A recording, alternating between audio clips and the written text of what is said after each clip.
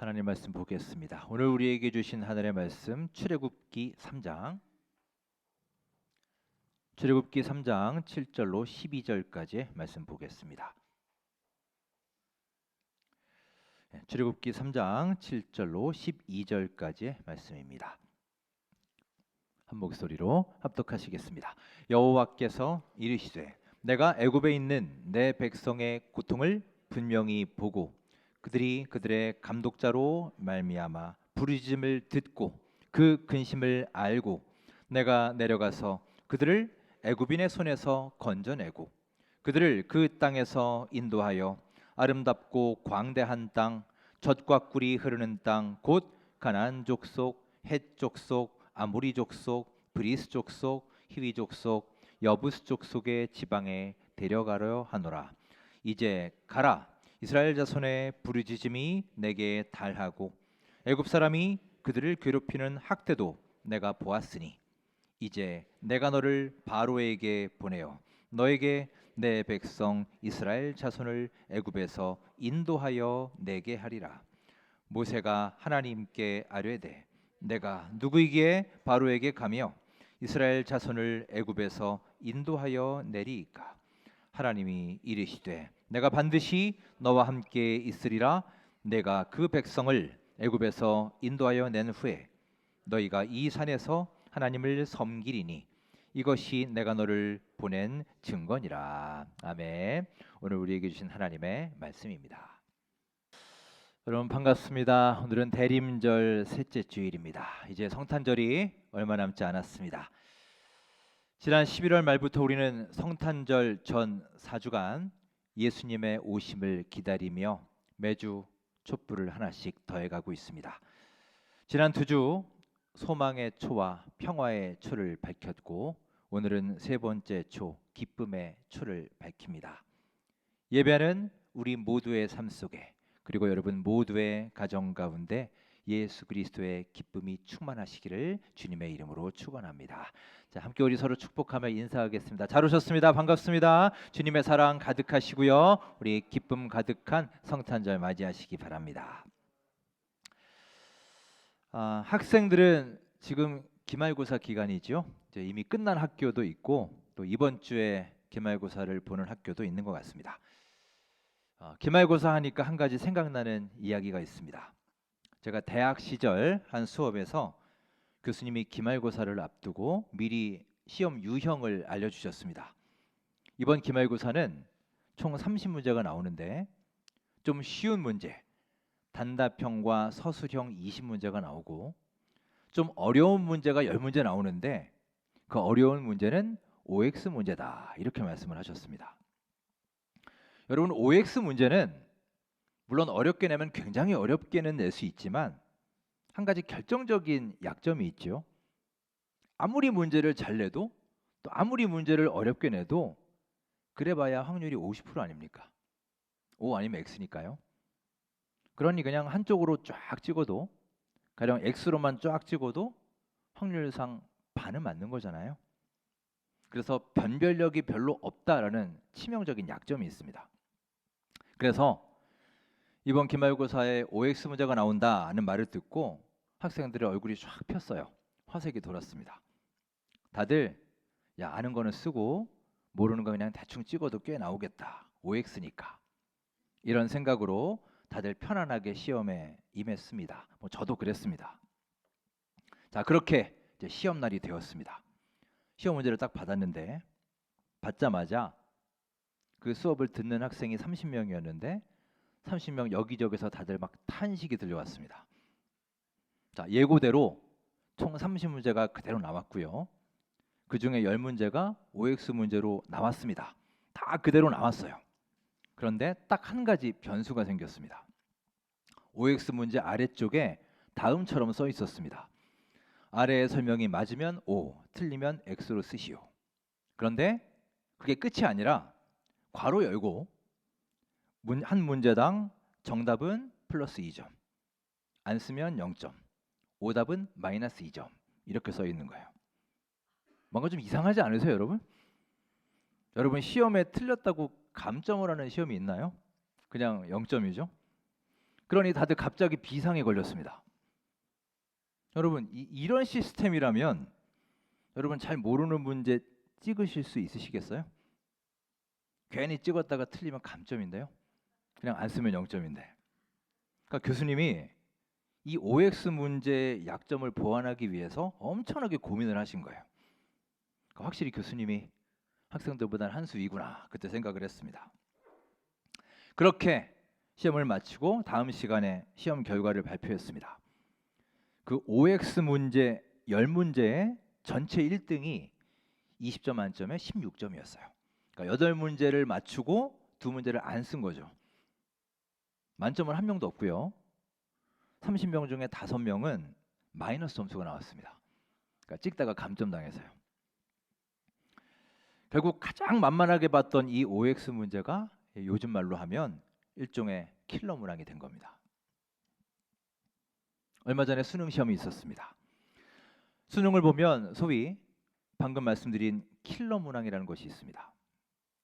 대부분의 문제는 지금까지 배운 교과 내용에서 여러 번 풀어본 익숙한 유형의 문제가 주로 나오죠.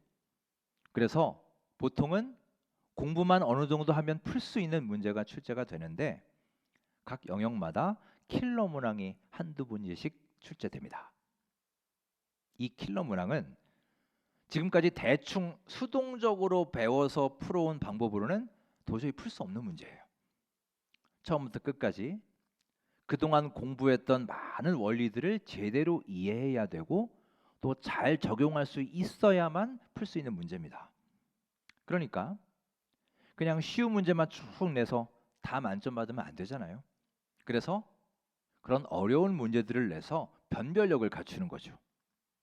그렇게 진짜 실력을 가진 사람을 확인하는 문제가 바로 킬러 문항입니다. 자, 오늘 말씀은 하나님께서 사람들에게 또 제자들에게 주신 믿음에 대한 일종의 킬러 문항에 대한 이야기를 할 수 있습니다. 자, 먼저 우리가 잘 알고 있는 오병이어 사건을 보겠습니다. 수많은 사람들이 예수님의 말씀을 듣기 위해 모였습니다. 그곳은 광야와 같은 빈들이었습니다. 어느새 날이 어둑어둑해졌습니다. 이제 사람들이 배도 고프고 그들의 식사 문제를 해결해야만 하는 상황이 되었어요. 그러니 그들에게는 두 가지의 선택지가 있었을 것입니다. 여기에서 사람들에게 무언가를 먹게 할 것인가, 아니면 그냥 해산할 것인가. 이 문제 앞에 마주하게 되었습니다. 그들은 예수님께 물었습니다. 물으면서도 내심 당연히 너무 늦었으니 여기에서 마무리하고 그냥 헤어지는 게 좋겠다라고 말씀하실 것이라 기대했겠죠. 그런데 예수님이 뭐라고 말씀을 하십니까? 찾아볼까요? 누가복음 9장 13절 말씀 화면 보시고 함께 읽겠습니다. 예수께서 이르시되 너희가 먹을 것을 주라 하시니 여짜오되 우리에게 떡 5개와 물고기 2마리밖에 없으니 이 모든 사람을 위하여 먹을 것을 사지 아니하고서는 할 수 없사옵나이다 하니. 아멘. 예수님이 뭐라고 하시나요? 너희가 먹을 것을 주라 하셨어요. 쉽게 말하면 니네가 먹여라 이거예요. 이 사람들. 우리 다 같이 음식을 한번 구해보자꾸나. 그래서 이 사람들 허기를 좀 채워보자도 아니고 그냥 너희들이 하라는 겁니다. 여러분, 이 말씀 듣고 사도들은 어떤 생각이 들었을까요? 지금까지 예수님이 수많은 기적들을 행하셨습니다. 병자들도 고치시고 귀신 들린 자 귀신도 내쫓으시고 폭풍도 잠잠하게 만드시고 온갖 문제들을 다 해결해 주셨는데, 자, 그런데 정작 지금 5천 명이 넘는 사람들 앞에서, 그것도 먹을 것 하나 없는 빈들에서 날은 어두워지고 있는데 이렇게 어려운 고난도 문제 앞에서 상상도 해본 적 없는 말씀을 하신 거예요. 이 사람들 니네가 먹여라 라는 겁니다. 자, 제자들은 그때 어땠을까요? 예수님, 도대체 저한테 왜 그러세요? 이런 생각 들지 않았을까요? 자, 진짜로 예수님은 왜 그러신 걸까요? 요한복음 말씀에 이렇게 나오고 있습니다. 6장 5절 6절 함께 읽겠습니다. 예수께서 눈을 들어 큰 무리가 자기에게로 오는 것을 보시고 빌립에게 이르시되 우리가 어디서 떡을 사서 이 사람들을 먹이겠느냐 하시니, 이렇게 말씀하심은 친히 어떻게 하실지를 아시고 빌립을 시험하고자 하심이라. 아멘. 자, 마지막에 보세요. 예수님이 왜 그렇게 하셨습니까? 빌립을 시험하고자 하심이라. 예수님은 이미 제자들에게 이렇게 말씀하시면 그들이 뭐라고 답할지를 다 알고 계셨어요. 그리고 그들을 시험하고자 하셨다. 여기서 시험하다라는 말은 우리가 생각하는 그 시험이에요. 영어 성경에 테스트라고 나옵니다. 즉 예수님은 지금 테스트, 시험 문제를 제자들에게 내신 거예요. 그런데 그 문제가 너무나 어려운 문제입니다. 그야말로 킬러 문항이 출제된 거예요. 우리 역시 신앙생활을 하다 보면 이런 인생의 난제를 만날 수가 있습니다. 많은 그리스도인들이 쉽게 틀리고 당황하는 문제가 바로 이런 문제들, 인생의 어려운 난제들입니다. 너희가 먹을 것을 주어라, 너희들이 이 허기를 채워주어라, 이런 식의 문제예요. 이런 문제를 만나는 순간 우리는 제가요? 하나님, 제가 어떻게 그것을 할 수 있겠습니까? 저는 못합니다. 이런 생각이 우리 안에 바로 생기게 되지요. 이 킬러 문항 앞에서 우리는 잔뜩 겁을 먹고 어찌할 바 모르고, 주님, 왜 저에게 이런 시련을 주시나요? 절망하기도 하고 실족하기도 합니다. 사실 이 시험은 우리의 믿음에 대한 테스트입니다. 그런데 보기가 딱 두 개밖에 없어요. 이지선다형입니다. 요즘 객관식 시험은 오지선다형이죠. 근데 이지선다형이에요. 그러니 앞서 말한 OX 문제와 크게 다르지 않습니다. 그런데 보기가 딱 두 개밖에 없음에도 절대 쉬운 문제가 아닙니다. 우리는 이런 문제들을 너무 쉽게 틀립니다. 왜 그럴까요? 그 답을 선택하는 데에는 믿음이 필요한데 우리의 믿음에는 두 종류가 있기 때문이에요. 보기 1번은 내 믿음, 나의 믿음이고요. 보기 2번은 예수님의 믿음입니다. 나의 믿음을 선택하느냐, 예수님의 믿음을 선택하느냐, 1번이냐 2번이냐에 따라서 내 삶의 결과는 완전히 달라집니다. 자, 그러면 1번, 내 믿음이란 뭘까요? 말 그대로 내 믿음은 나의 의지, 내 경험, 내 노력들이에요. 우리 인간이 가진 믿음을 뜻합니다. 여러분, 우리 인간이 가진 믿음의 특징이 무엇입니까? 이렇게 한번 질문해 볼까요? 여러분은 주로 무엇을 믿으십니까? 만일 제 말을 여러분이 모두 다 믿도록 만들려면 제가 어떻게 해야 믿으시겠어요? 저 사람 목사니까 절대 거짓말 안 할 거야. 나는 다 믿을 수 있어. 여러분 이러실 건가요? 네, 정말로 한 명도 답을 안 하시네요. 네, 일부 예배들도 똑같더라고요, 여러분. 저는 답을 알고 있습니다. 어떻게 하면 저를 믿게 하느냐? 증거를 보여주면 됩니다. 객관적인 증거를 가지고 딱 들이밀면 아마 여러분 전부 다 저를 믿으실 거예요. 자, 그런데 여러분, 제가 계속 얘기하지만 그렇게 객관적인 증거들 다 보고 나서 저를 믿는 게 과연 믿음이라 할 수 있을까요? 그게 저를 믿는 건가요? 제가 우리 원천교회 성도님들은 다 나를 잘 믿어, 나에 대한 신뢰가 아주 커 라고 생각할 수 있을까요? 아마 제 생각에 그렇게 되면 굳이 우리 교회 교인 아니어도요, 그냥 요 동네 사람들, 저 한국 아파트, 성일 아파트 주민 한 100명 모아놓고 얘기를 해도 다 믿을 거예요. 증거 보여주면요. 제가 무슨 얘기를 하려고 하느냐? 우리의 믿음, 인간의 믿음은 눈에 보이는 것을 기준으로 나아갑니다. 우리는 눈에 보이는 것에 굉장히 약합니다. 보이는 조건과 상황, 내 감정, 그때 내 느낌, 내 자신의 노력, 정보, 내 지식, 이런 것들에 근거한 믿음이 우리 인간의 믿음이에요. 따라서 예수님이 너희가 먹여라, 너희가 먹을 것을 주라 말씀하실 때 우리는 선택해야 됩니다. 1번인지 2번인지, 내 믿음인지 예수님의 믿음인지. 그런데 우리는 보통 무엇을 선택하느냐? 1번, 내 믿음을 선택하지요. 그러면 어떻게 되느냐? 내 믿음을 선택하는 순간 이제 우리는 그 다음 단계로 들어갑니다. 자, 다음 단계가 뭔지 한번 볼까요? 누가복음 9장 13절 다시 보시면 우리에게 떡 5개와 물고기 2마리밖에 없으니 먹을 것을 사지 아니하고서는 할 수 없습니다. 내 믿음을 선택한 다음 단계가 이겁니다. 바로 계산하는 거예요.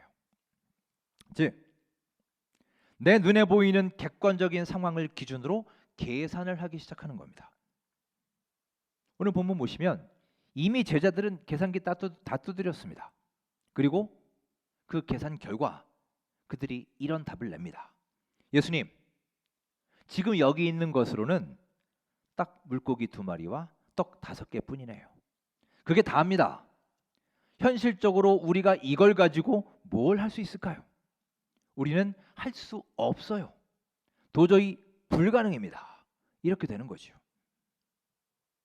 여러분, 내 믿음인가 하나님의 믿음인가를 분별하는 중요한 기준이 무엇이냐? 바로 내 믿음은 끊임없이 계산을 한다는 것입니다. 오해하지 마십시오. 저는 계산이 필요 없다는 게 아닙니다. 우리가 일을 하려면 당연히 계획도 세워야 되고 계산도 철저하게 해야죠. 문제는 계산이 계속 이어지면서 어느새 우리 마음속에 두려움이 생기고 결국 그것이 불가능으로 이어진다는 것입니다.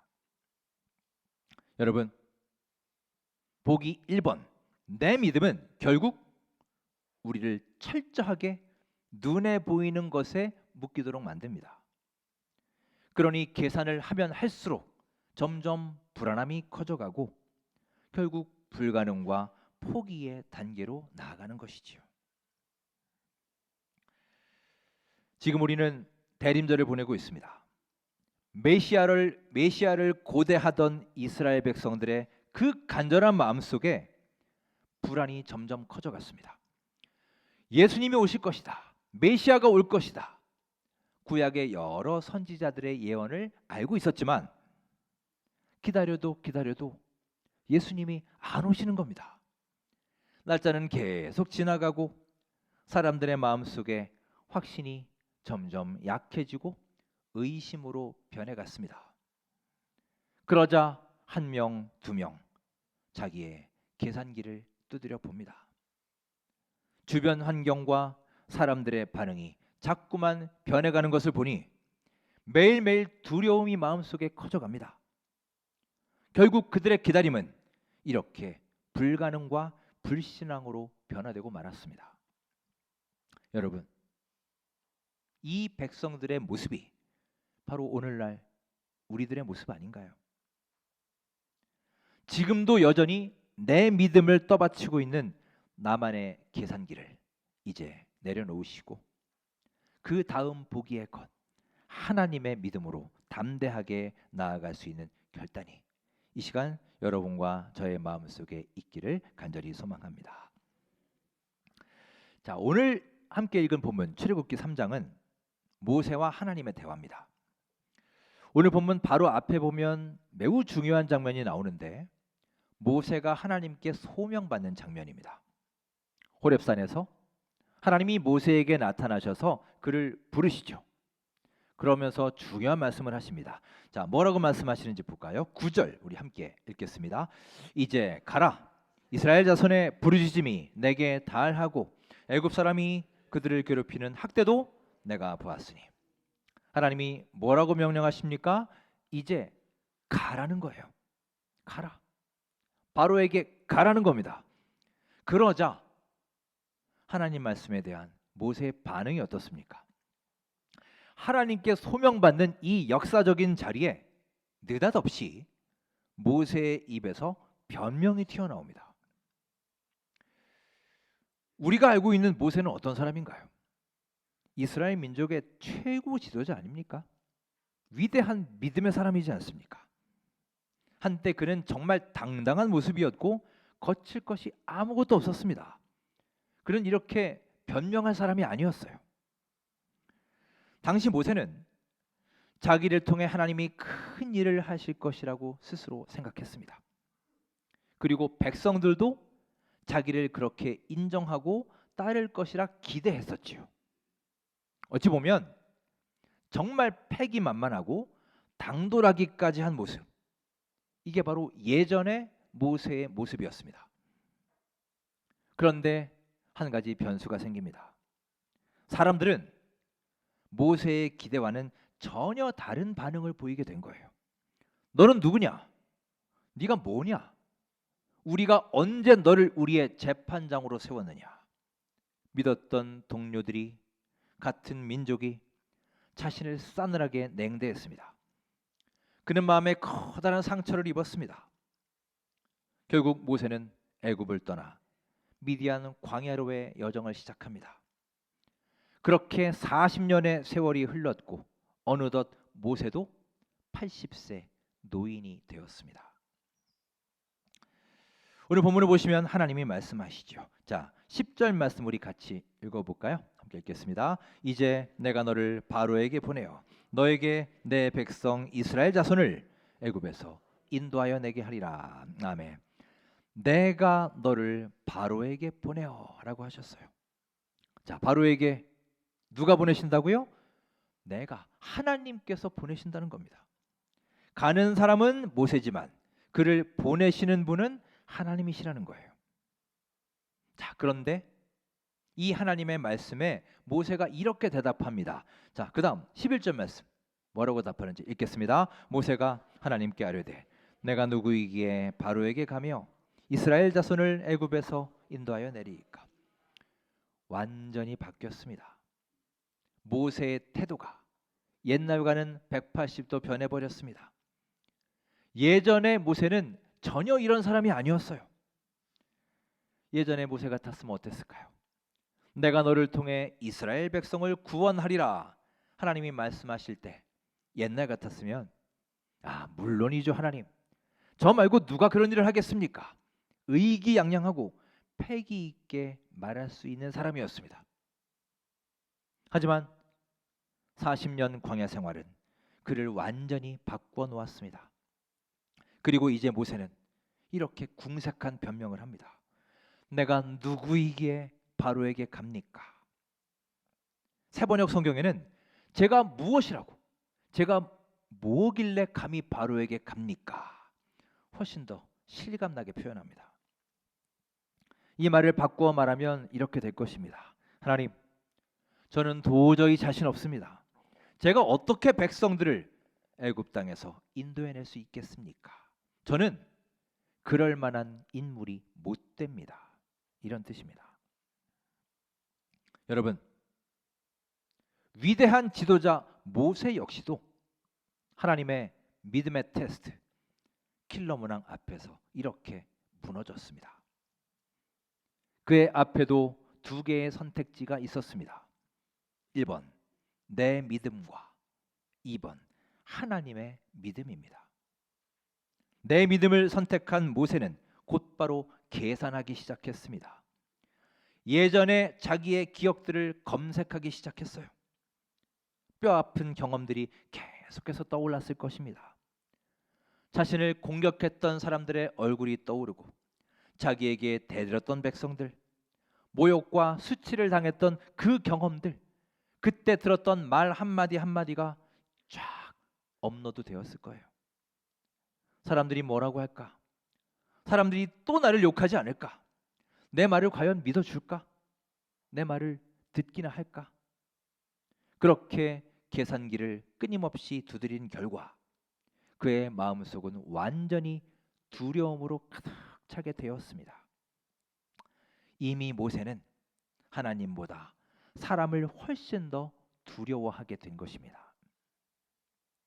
여러분, 세상을 두려워하고 사람을 두려워해서 벌벌 떠는 것, 그것은 절대 겸손이 아닙니다. 진정한 겸손은 내 연약함과 무력함을 인정하되 그 무력함으로 절망과 열등감에 빠지는 게 아니라 권능의 하나님 앞으로 나와 그분의 능력의 손을 꼭 붙잡고 주님을 의지하는 삶입니다. 이게 바로 성경에서 말하는 진정한 겸손한 사람의 모습이에요. 사랑하는 여러분, 오늘도 우리는 나를 당황시키고 두렵게 하는 인생의 여러 난제들을 만날 수 있습니다. 그리고 그 난제 앞에 있는 분도 계실 거예요. 어떻게 풀어야 될지 도무지 길이 보이지 않고 방법도 알 수 없는 우리 인생의 수많은 킬러 문항들 앞에서 우리는 어떤 선택을 해야 되겠습니까? 지금도 그 문제들 앞에서 한없이 작아지고 위축되고 있는 우리의 모습은 아닙니까? 여러분, 지금도 여전히 눈앞에 보이는 내 경험과 지식에 근거한 내 믿음을 선택하시겠습니까? 아니면 오병이어를 통해 5천 명을 먹이시고 두려움으로 벌벌 떨던 모세를 이스라엘 최고의 지도자로 들어 사용하신 우리 주 하나님의 믿음을 선택하시겠습니까? 모세는 후에 지팡이로 홍해를 가릅니다. 역사적인 출애굽의 주역이 되었습니다. 광야에서도 그는 지팡이로 바위를 내리쳐 샘이 터졌습니다. 하지만 여러분, 정작 모세의 손에 들려있던 그 지팡이를 보십시오. 그 지팡이가 도대체 무엇입니까? 그 자체에 무슨 능력이 있단 말입니까? 하나님이 모세의 등 뒤에 계실 때 이런 능력의 역사가 일어나지만 하나님이 그와 함께 하시지 않으면 그 지팡이는 그냥 아무것도 아닌 하나의 막대기에 불과한 것입니다. 그는 이제 내 믿음이 아니라 하나님의 믿음을 갖게 된 것입니다. 여러분, 이 시간 기억하시기 바랍니다. 나의 등 뒤에서 우리를 눈동자처럼 지키시고 바라보시는 우리 주님의 능력의 손길이 여러분과 저에게 임할 때 지팡이로 홍해를 가르고 반석에서 물이 터지는 기적의 역사가 우리의 삶에서 일어날 수 있을 줄 믿습니다. 인생의 이런 난제 앞에서 우리는 누구의 믿음으로 살아갈 것입니까? 내 믿음으로 이제 계산을 멈추시고 하나님의 믿음으로 우리의 영적인 눈이 활짝 열리는 변화의 역사가 있는 이 귀한 대림절 기간이 될 수 있기를 주님의 이름으로 축원합니다.